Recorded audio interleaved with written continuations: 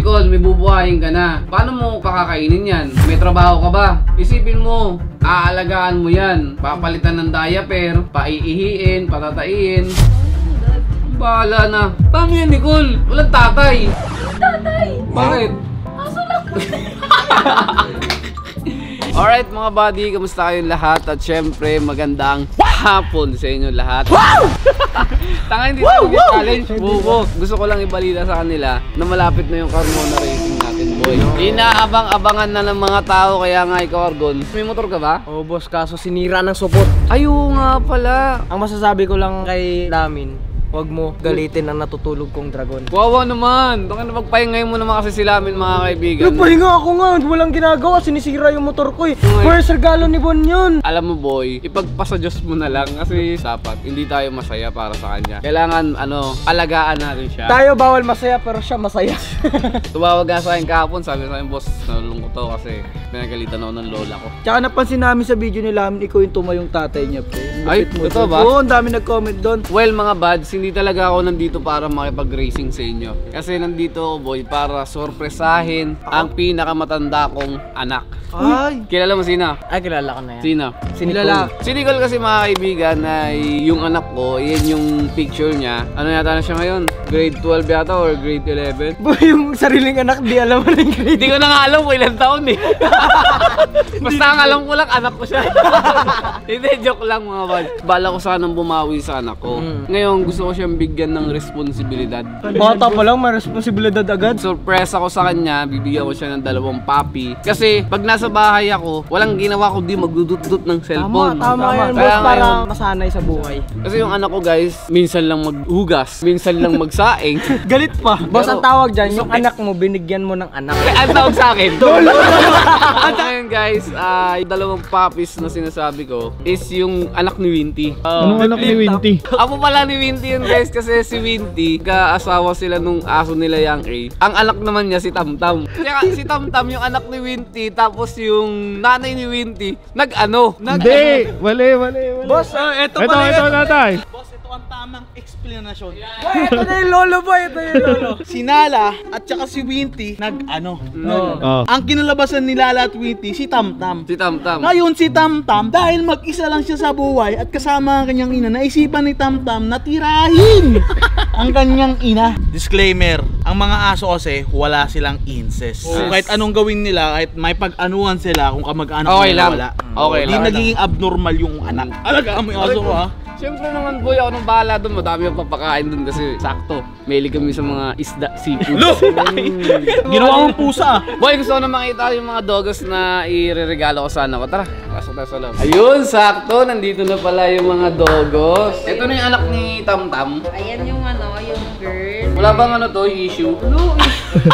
Warranty 3 days replacement Ito yung babae, yung female. Ito naman yung boy. Bea, ano yung mga kailangan gawin natin sa dogs? Kasi kilala mo si Nicole, di ba? Oo. I-surprise ko kasi kay Nicole to. Siyempre, unang-una, kailangan dyan attention tsaka pagmamahal. Siyempre, pangalawa dyan, kailangan ng pera, boss. Pera, walang problema. Pera lang pala eh. Sa vitamins ba kailangan mo silang vitamins? Yes, ang vitamins nila, boss, dalawa yun. Isang pang immune system, tsaka yung parang vitamins talaga para sa body. Enerbon. Enerbon. How about milk? Sa milk, siguro ang milk kasi nila parang 2 times a day na lang. So, morning, tapos bago matulog. Wala ba kasamang libreng pagkain? Wala bang free buys? Kahit mga 2 takot lang, pang-agahan lang. Bea, magpaalam mo na sa dogs mo kasi uuwi na to, hindi mo na ito makikita. Pag nakita mo to, malaki na. Pag nagkaroon ng meet and greet ng mga dogs, dadalhin ko to. Kunyari, nag-birthday si Molly, dadalhin ko to. Di ba nung birthday ni Molly, merong dog party? Dog party. Oh, yun. So ngayon, wala pa silang cage. Tapos, boss Tony, ang dog food niyan, 5 times a day. Hindi pwede kanin. Di ba pwede patoka? Ganito kasi yung boss, kapag ang dogs kasi, sinanay mo sa dog food, ganun lang talaga yun. Pero kapag nakatikim na sila ng table foods, kagaya nung kinakain ng tao, yun ang tawag doon. Hindi na sila mahilig sa dog food. So prepare mo lang be, mga kailangan mong gawin. Siyempre, Ito, bibigay ko sa'yo ako kasi nag-vaccine na itong 2 dogs na to. Meron bang papel? So, ito yung card nila sa vet. So, babalik kayo ng February 3 Para para sa sa news. vaccine. Sige, say goodbye na kay Bea, babay na. Dadalhin ko na siya sa bahay ngayon, pero bibilang mo muna siya ng mga kailangan. Bea, say goodbye ka na! Wow!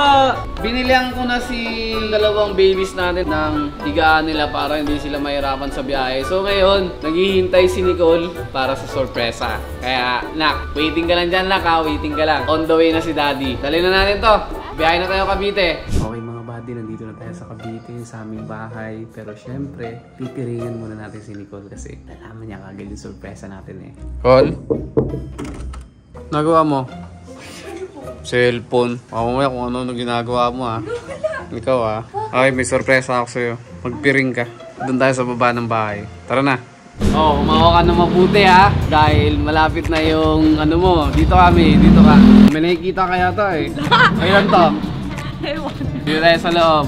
Akbang ha. Oh. Chinelas mo, yubatin mo. Dito ka lang ha. Buka lang dito. Yan. Nicole, may idea ka ba kung ano regalo ko sa'yo? Cellphone. Mukhang cellphone. Oh, bukod doon. Sige, ano pa? Pera. Mukhang pera. Oh, ready ka na pa sa regalo ko sa'yo? Diyan ka lang muna. Kunin ko na yung regalo ko sa'yo. Diyan ka lang ha. Bawal sumilip, Nicole ha. Bawal sumilip. Pag sumilip ka, hindi ko nabibigay sa'yo yung regalo ko. Okay. Etong regalo ko sa'yo, Nicole, dahil masipag kang anak. Don't touch, okay? Don't touch. Baka may nakikita ka eh. Dahil masipag kang anak, masunurin, mataas ang grado sa school. Parang baliw oh. Ganyan kabaliw yan. O sige, ngayon, tanggalin mo na yung piring mo. Ulit, tanggalin mo na yung piring niya. Ayan, tanggalin mo. Okay, in 3. Yan! Gusto ko ipakilala sa'yo si Pam Pam at si Pom Pom. O, yan yung mga alagaan mo ngayon, Nicole. Ano masasabi mo? Dad. Oh, simula ngayon, Nicole, aalagaan mo sila, magiging nanay ka na nila. Papaliguan mo sila, pakakainin mo, papainumin ng vitamins, lalaruin mo, susuklayan mo, parang baby yan, Nicole ha. Ano masasabi mo? Dream puppy ko to eh. Dream puppy mo ba to? Oh, shih tzu. Lagi niya kasi nire-request sa akin to guys, yung mag-alaga ng aso. Pero wala siyang idea na niregalo ko sa kanya to. Kamukha daw ni Nala, si Nala, yung nanay nito. Kilala niya kasi. Ano? Cute ang mga aso. Cute ng aso. Ang pangalan talaga nito sa akin, Pam Pam tsaka si Pom Pom. Ikaw ba may gusto ko bang naisip na pangalan? Zoe and Hug. Sino si Zoe, yung babae? Babae. So si Zoe, tsaka sino? Si Huggy.